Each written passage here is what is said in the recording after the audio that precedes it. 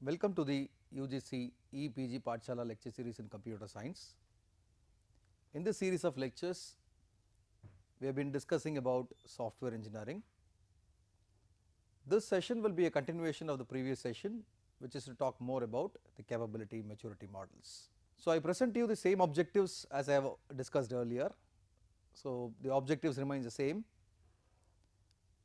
I was detailing you on the various maturity levels associated with the CMM. To repeat again, CMM has 5 levels starting from initial, managed, defined, quantitatively managed and optimized levels. As the levels increases, the maturity of the process also gets increased.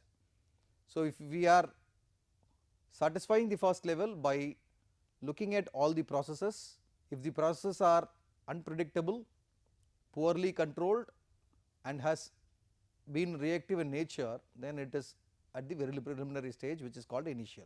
It switches to level 2, where we control, we monitor, we document, we plan and we perform on all the processes of the project at various levels, and these processes are still at the reactive level itself. Same when it is at the defined level, we have various well defined characteristics that are understood, that initiates in the creation of many processes, establishing standards, procedures, tools, and thereby we define an organizational level. Instead of reactive in nature, we make all the processes proactive, since we have defined on every process on a clear cut characteristic. So, we are at level 3 of maturity. So, look at it in detail.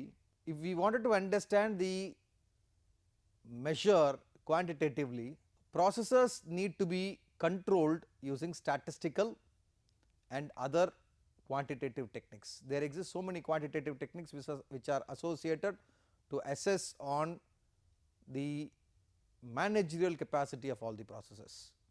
So, that is at level 4. And finally, at level 5, we are to closely work on an optimized level, where the process performs continually improved through incremental and innovative technological improvements. So, we may have to look at the key of processing areas. We will further substantiate our work incrementally and we will try to innovate lot of technological improvements, which makes the work quite interesting, and the processes performed to the best, which satisfies to the maximum level of the capability maturity model. Now, that we will detail each and every level, what or how are the processes work at each and every level. So, at the initial level, we will understand on the probability of producing quality software is very low, and there are no defined set of management practices, there are no documentation associated, and there is no evaluation which has been done. If at all we may have to reach on the quality parameter to the best, usually we may have to put extreme efforts for a few people and to individual practices by a manager. So, as far as negative situation is concerned, this leads us or responds to crisis situation. So, initial level, we do not have any basic practices like management, we do not practice on documentation, we do not evaluate, and we do not also try to ascertain on the quality in the beginning stages. So, that is the first level, which is initial level. As a repeatable level, we started defining each and every component. We do 4 different activities like requirements management, project management, quality assurance and software management. If at all we are to work with requirements management, identification of project prerequisites. If at all we have to proceed with some other activity, what are the prerequisites that have to be met before I start working on a specific work, and looking after the assignment to an appropriate area needs to be clearly understood. So, there should be a repeatable task which will iteratively work on project prerequisites and identification of appropriate areas. Whereas, if you closely look at the project management, there has been responsibilities, there are software development plans, implementation and analysis of the project plan. Each and every activity will be controlled and monitored by the project management team very closely. Not only that, one of the major drawback that we have left out at the first level, initial level, is on the quality assurance.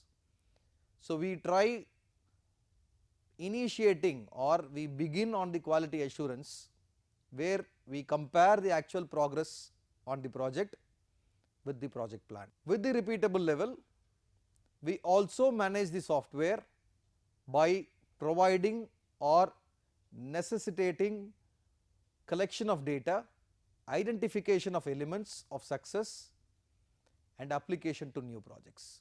Thereby, we also try to provide quality of projects which are able to be replicated to multiple levels. So, it is mandatory that we iteratively define all these processes starting from requirements, project requirements, quality assurance and software management, which defines processes at various levels, maintains, monitors, controls, so as to ensure the quality of the project. At level 3, which is defined level, we have appropriate definitions for implementing proven practices throughout the organization. So, we try defining and implementing some of the very good best practices, which we will say it later. So, the intention of this defined level is to create, defining and implementing proven practices throughout the organization. Once having defined, this initiates on the productivity, thereby the productivity gets increased, not only on the productivity in terms of efficiency and effectiveness, using some of these well proven practices. Once all the processes are clearly defined, we may start with training group, for whom we can provide organization wide knowledge dissemination. So, we can create training groups or emergence of training groups to provide organization wide knowledge, thereby we can disseminate the complete information over which we have initiated on the processes. Not only on training group development, it can also be on software engineering process group, which can coordinate and provide continuous development of software process. So, another group called SEPG, which is software engineering process group, has also been initiated, which is provided purely for continuous development of software processes. The fourth level, which is the managed level, where we have increased management of software products and process. There are defined and measurable goals that are associated with every process, which are done for a set of software products and processes. Collection and analysis of data from current projects using some of the software process database is also been done. So, we try creating a knowledge base or a database or a set of data, thereby we can start analyzing on these data from all the projects that are going live using this software process database, which increase in the activity of predictability. And because of prediction, the reactive nature of the process has become proactive in nature, thereby decreasing the number of risk associated with the process. So, because of this decrease in risk, there can be improved software standardized practices used throughout the organization. So, because of the managed level, we have predictability which has been increased, risk is decreased, and we see some of the standardized practices have also been improved throughout the organization.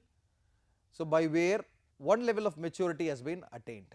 And finally, at level 5 we are working on the optimizing level, where we progress towards the continuous process improvement, and this overall stage is proactive in nature, and proactive consideration of potential problems and weaknesses.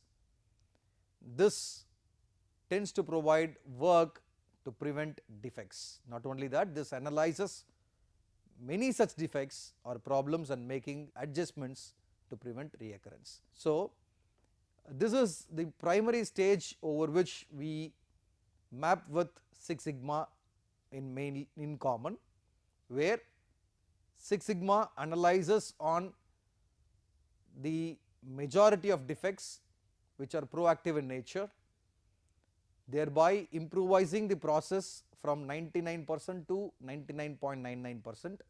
So, that way optimizing level helps from CMM to Six Sigma. If you closely watch on the behaviors of these 5 levels, 5 levels have been indicated here, starting from initial, managed, defined, quantitatively managed and optimized. If you closely look at the process characteristics of each and every level, we will start with initial level. As we have already defined, process is unpredictable, poorly controlled and reactive in nature, but if at all we have to understand on the behavior of these processes, we focus on firefighting methodology, where we have effectiveness, low frustration and high risk associated with all the processes.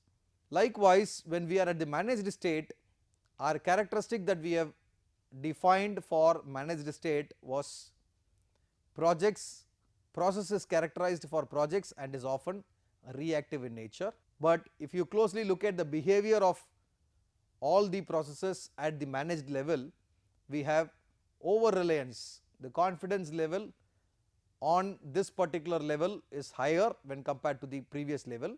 So, we try to rely more on the managed level, on the experience of good people. When they go, the process goes. So, we understand or we rely completely on the people rather than the process. So, hence it becomes reactive in nature again. If you watch closely on the defined level, where the process is characterized for the organization and it becomes proactive. Here, if you watch closely on the behavior, reliance is not given for the people, rather it is given for processes. So, reliance on defined process, people try to understand how these processes behave, how these processes support, and we may have to follow these processes. Not only that, when we go higher in one stage where we managed it quantitatively, processes measured and controlled, and we take a greater sense of teamwork and interdependencies. So, it is not, processes are not assigned to one person at a time, or it is to a group of persons. So, it is a teamwork which is basically associated with the behavior. So, once having taken over the behavior, having taken over as a team, the interdependencies among these processes grows richer. So, in that sense we may have to control and measure all the processes together. And finally, at the optimized state, we may have to focus on continuous process improvement or quantitative improvement, which looks after proactive fire prevention, and this creates an improvement of anticipation and desire, and the impacts associated with these processes can well be assessed. So, if you look at the behavior of all the processes over various levels in the capability maturity model, from the firefighting stage to the fire prevention stage, we have been rolled across.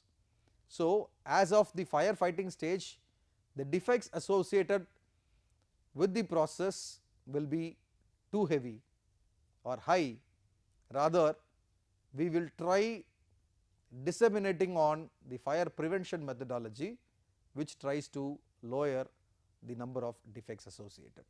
In accordance with the capability maturity model, we will also try to understand what is capability maturity model integrated, which was developed in late 90s. This, since the most of the behavior at the topmost level is associated with the teamwork and interdependencies, we may have to integrate all the processes together. So, we may have to separate organizational functions, which we have described earlier. By using more than one variant of CMM, there are problems with regard to coordination and cooperation, which we may have to come across. So, CMMI helps to solve these problems, where we may have to appropriately use mechanisms and technologies which can coordinate and cooperate.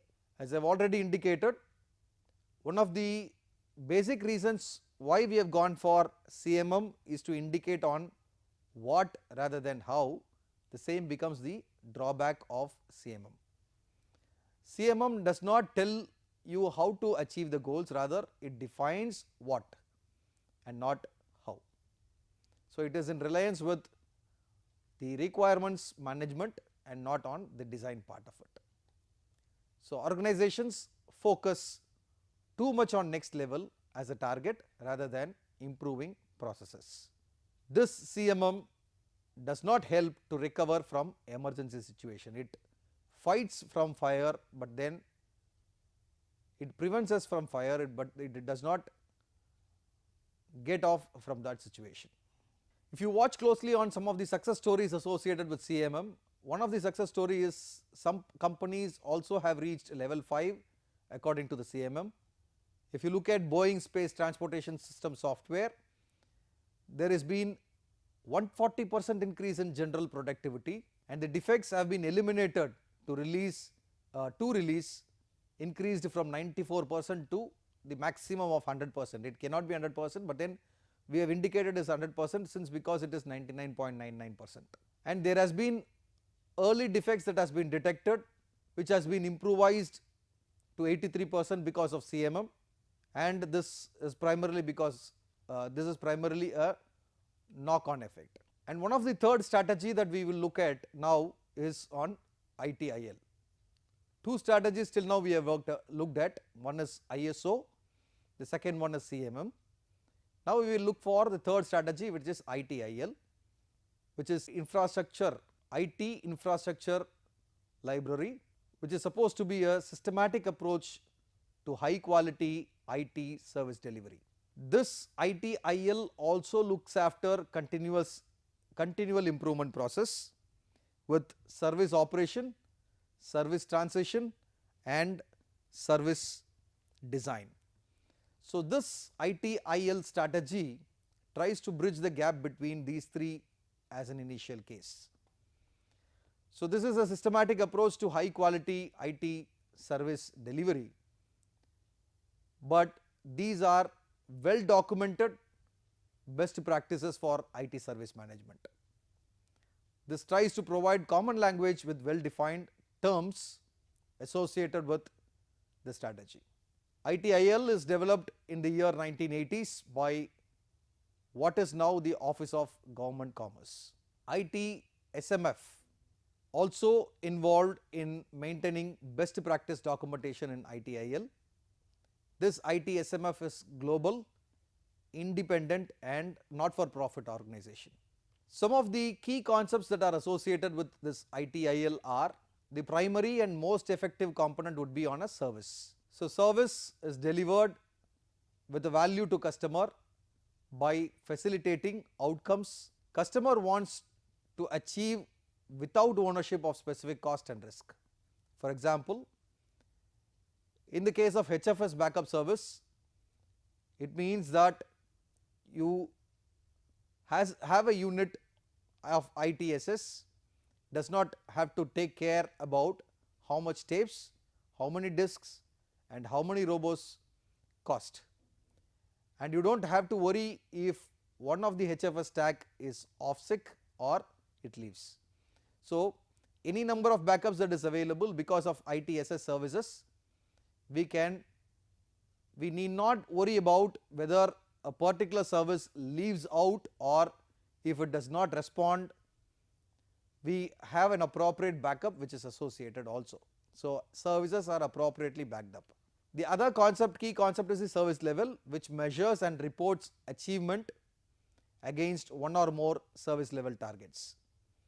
So, we indicate that by red color, which is 1 hour response to 24x7, which is, if it is amber in color, which is 4 hour response to 8x5, and green in color for the next business day. Not on service level, if it is for service level agreement also, ITIL can work better, where we have a clear written and negotiated agreement between service provider and customer documenting agreed service levels and costs. We also have configuration management system, which is another key concept associated with ITIL, which manages on the tools and databases which an IT service provider's configuration data. This also contains a database which is called the configuration management database, which records hardware, software, documentation and any important IT provisioning that is on top of the system that has been provided. Finally, we also look for a release, which is just a collection of hardware, software, documentation, clearly defined process as given in the CMM, and any other things required to implement one or more approved changes to IT services. So, with regard to key concepts associated with ITIL, we have looked for service, service level agreements, configuration management system, configuration management database, release, and now we will look for incident, which is an unplanned interruption. So, any specific incident might create a risk, which is an unplanned interruption to an IT service or an unplanned reduction in its quality. And we also have another phase which is called workaround, which tries to either eliminate or reduce the impact of the incident without resolving it. So, we will never try to solve the entire problem, rather we try to eliminate that problem, or we try avoiding or reducing the process that we are trying to work. And finally, when we have a problem, we have an underlying unknown cause of one or more incidents. So, those were the services that are key concepts that were associated with the ITIL strategy. But in order to establish a well formed service management system, we may have to consider 4 P's. The first P stands for the people, who looks after skills, training and communication. The second P stands for the processes, which manages actions, activities, changes and goals. And third P stands for the product, which looks for tools, monitor, measure and improve. And the fourth P stands for the partner, which looks after specialist suppliers. If you look at the general software engineering strategy, 3 P's are most essential components. One is people, process and product. With reference to ITIL strategy management, service level management, we include partners also into the loop. So, every single P associated with the service management contribute in a higher sense to the development of service management strategy. So, people try contributing in terms of skills, training and communication. Processes which are taken from CMM and CMMI, which looks after actions, activities, changes and goals. There are again products that are associated, those were created using tools. We also try monitoring the security components, measure and improvise on the system. And finally, if you look at the service life cycle is 5-fold, starting from the service strategy to service design to service transition, service operation and continual service improvement. This is in accordance with CMM, where CMM concentrates more on capability or continuous process improvement, rather ITIL strategy focuses more on service level life cycle, continuous service improvement. If you look at service strategy, the major focus will be given to strategy generation, financial management, portfolio management, demand management. Whereas when we are at the service design, we understand the capacity of the project, availability of the services, information security management associated, and we also look after the service level and supplier management. After we do the strategy and design, when we are about to transit, we plan and support, we release and deploy, we create an asset and manage we manage on the configuration, we understand on the change management, we work on the knowledge management, and with regard to service operation, we look after the problem and incident management. We also look for the fulfillment of all the requests posted by the customers. We look for access and events management, and finally at the continual service improvement, we work on service measurement and reporting, which is a 7-step improvement process. In short, in this particular session, we have explained the complete stages or levels of capability maturity model, starting from level 1, which is initial, till optimized stage. So, as and when we go higher up in the ladder, more will be the maturity of the model. So, continuous capability maturity model concentrates on continuous process improvement at the optimizing level, and further we have also discussed on the behavior of every processes at each and every level of CMM. Then we talked about the strategies associated with ITIL, the concepts of ITIL, key concepts associated with ITIL like service, service level agreement, incident, and so. Finally, we have focused on the service life cycle, how it would benefit the ITIL strategy. Thank you.